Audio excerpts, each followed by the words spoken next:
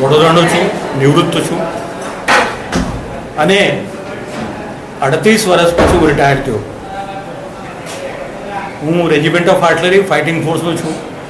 71 વોરમાં હું કાશ્મીર બોર્ડર પર હતો, ત્યાં મને બેટલ ઓનર ભારતીય રેજિમેન્ટને જે વીરતા પુરસ્કાર મળે છે એ મળ્યા, જેમાં 80 પાકિસ્તાની લોકો અમારા પોસ્ટ પર શહીદ થયા હતા. એ પોસ્ટનું નામ અમારા રેજિમેન્ટને નામે મળ્યું. એના પછી સારું કામ કર્યું 71 વોરમાં, એટલે અમને બધાને બ્રહ્મોસ મિસાઇલ મળી અને એ તોફો અમે BSFને આપી દીધી. હાથમાં ગોળી દેખાય છે તમને? આ ગોળી મારા પર ફાયર થઈ હતી નિયર સોનાબાગથી. જ્યારે હું શ્રીનગર આવતો હતો, મારી મિસિસ મારા જોડે હતી અને એ ગોળી મારા બોડીગાર્ડે પાછળની ગાડીમાંથી કાઢીને મને આપી કે સાહેબ આ મેરી તરફ છે, તોહફા આપો. હવે કારગિલ વોરની વાત કરીએ તો કારગિલ વોર કેમ થયું? કારણ કે 72 શિમલા એકોર્ડમાં આપણે લખેલું હતું અને ભુટ્ટોએ એના એસેમ્બલીમાં પણ એક્સેપ્ટ કર્યું છે કે this is the LOC, we accept now, इसके बाद this is ceasefire line. એ જ પ્રમાણે જે UN મિશનના જે પહેલાં ઓફિસર હતા આપણે ત્યાં, કઈ દિવસ પહેલાં ટીવી પર જોયું હશે એમને कि તમે ખાલી करो. अभी जब 72 में जब सीज फायर लाइन मानी गई है तो उसके ऊपर फिर UN मिशन को ऑब्जर्वर की कोई ज़रूरत है. श्रीनगर थी ले एकमेव हाई છે, उसको नेशनल हाईवे 1A बोलते हैं. એને પકડી લઈએ તો આપણું કાશ્મીર આપણા હાથમાં. નીચેથી અખનૂર પકડી લઈએ, સુંદરબની અખનૂર, અને ઉપરથી આ પકડી લઈએ. આ એમનું પ્લાનિંગ હતું પાકિસ્તાનનું. પણ અનફોર્ચ્યુનેટલી અન્ડરસ્ટેન્ડિંગ શું છે એ એરિયામાં કે જ્યારે બરફ વધારે પડે, આ હજુ પણ છે, જ્યારે બરફ વધારે પડે અમે પાછળ થઈ જાય છે, એ લોકો પણ પાછળ થાય. It is humanly not possible કે તમે ત્યાં રહી શકો.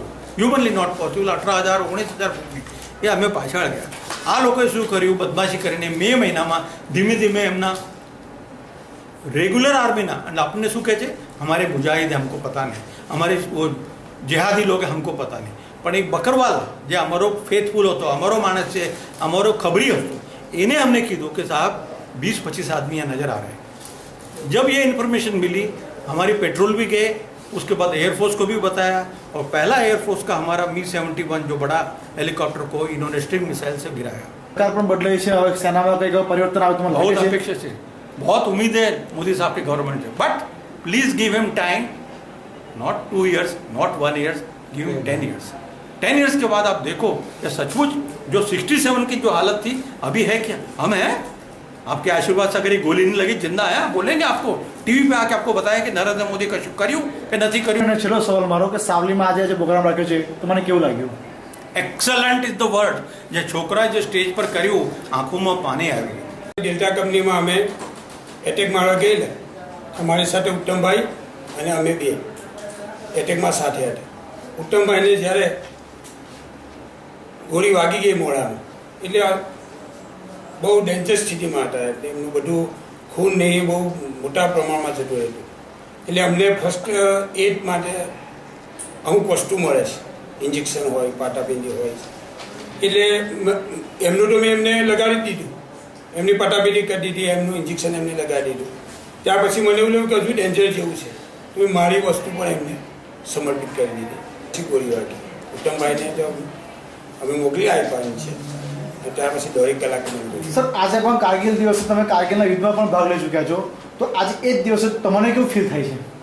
અમને તો એમ ફીલ થાય છે કે આજે હજુ પણ ત્યાં જવા માટે અમે તૈયાર છીએ. હું છે તે નથી, એને હોસલો આપો, બસ હોસલાથી લડી લેશે.